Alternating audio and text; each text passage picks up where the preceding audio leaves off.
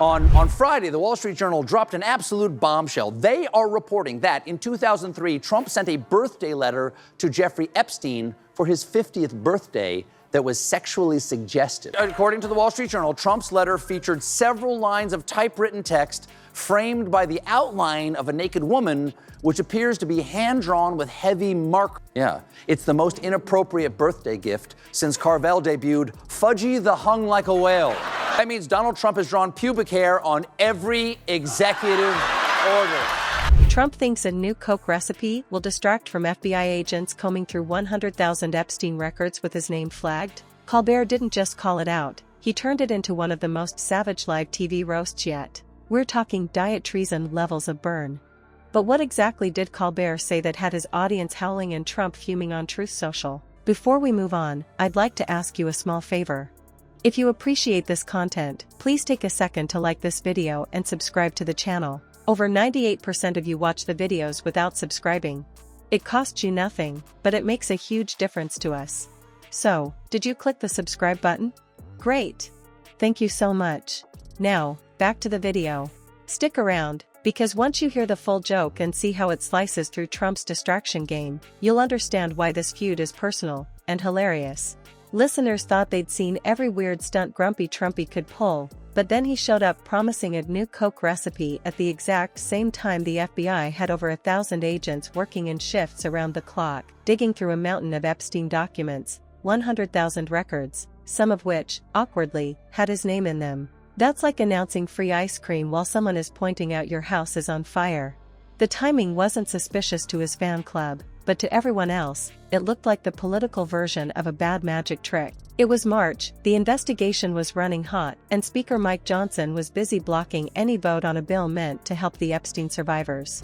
According to court records, Trump flew on Epstein's plane at least 7 times. Now, that doesn't mean he did anything illegal, but it's not a great look when you fly on the pedophile's plane enough times to earn diamond pervert status. I would give everybody a caveat, or that's a big word, but a warning that just because somebody flew on a plane doesn't mean they're a headgum pedophile. You've got innocent people on those flight logs that flew. President Trump has admitted he flew on those flights, and dozens of other Americans, I'm sure, wrote. Nice try, buddy. But you can't folksy your way out of this one. Your Honor, my client is not responsible for all those doggone corpses they found. Questions about Trump's connections weren't just from the media anymore. They were from lawyers, victims, and even a few of his own party members who wish he'd stop bringing extra attention to himself. It was like watching a man try to hide an elephant under a beach towel. And then came the curveball. Instead of commenting on why his name might be popping up in those documents, Donnie Diapers decided to talk about soda. Not just soda, but something bizarre about reformulating Coke, as if America had been desperately waiting for him to weigh in on carbonation. But he didn't stop there. Right on cue, he went even wilder, casually accusing Obama of treason, no proof, no logic, just the usual blustery rant. To the public, the setup was absurd. The FBI was sifting through records tied to a global sex trafficking scandal. Survivors were waiting for justice. The Speaker of the House was blocking funds to help them.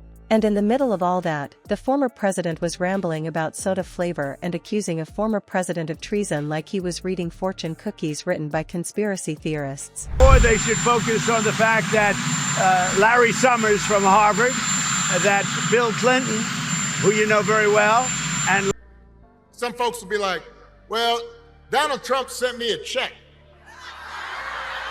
during the pandemic. No, y'all know, because I've heard this. I know y'all, some of you heard that. Because it wasn't about feeding our egos. It wasn't about advancing our politics. It was about helping people. That's the difference. Don't be giving them credit for that. It's not just policies that are on the ballot. It's who we are and what we stand for.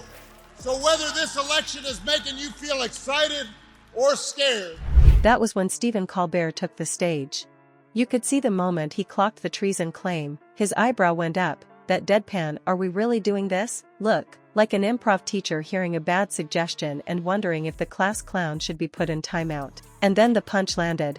Colbert looked straight into the camera and said the only thing Obama was guilty of was making Trump jealous that he can still fit into a suit. The crowd erupted so loud you could feel it through the screen. But Colbert didn't leave it there. He twisted the Coke bit into his own little soda shop hit. Suddenly, he was serving up Diet Treason and Extra Fizz Betrayal, and the laughter doubled.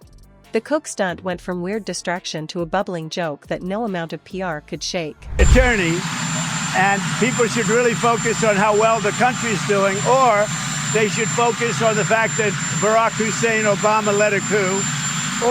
They're the ones, and then you have many, many people under them. Susan Rice, they're all there. The names are all there. And I guess they figured they're going to put this in classified information and nobody will ever see it again, but it doesn't work that way. You'll be seeing that you're going to see that tonight, Tim, on television. So in that alternate universe, right, that once would seem a far stretch, but not so much considering, almost always Trump's, it would be a near landslide victory. And then I hear, the other thing I hear. Trump had tried to serve his audience a sweet distraction, and Colbert turned it into flat soda. What made it sting even more was how obvious the whole distraction move became once it was laughed at. Colbert's joke stripped away the idea that this was harmless political showmanship. Without ever raising his voice, he reframed it. If your hot topic during a federal investigation with your name in the files is soda, maybe you're not the serious leader you pretend to be. It was comedy, sure, but it was also a piece of live television that exposed the tactic for what it was, a clumsy dodge that only highlighted the very thing he wanted to avoid.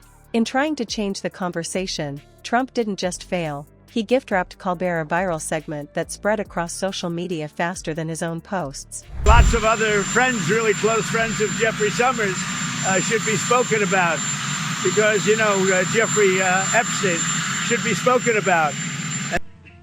And it's the most unbelievable thing I think I've ever read. So you ought to take a look at that and stop talking about nonsense. Well, unfortunately for him, Hey, let me make sure y'all understand this.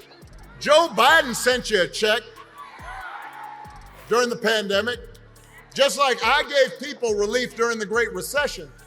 The thing is, we didn't put our name on it. And respect.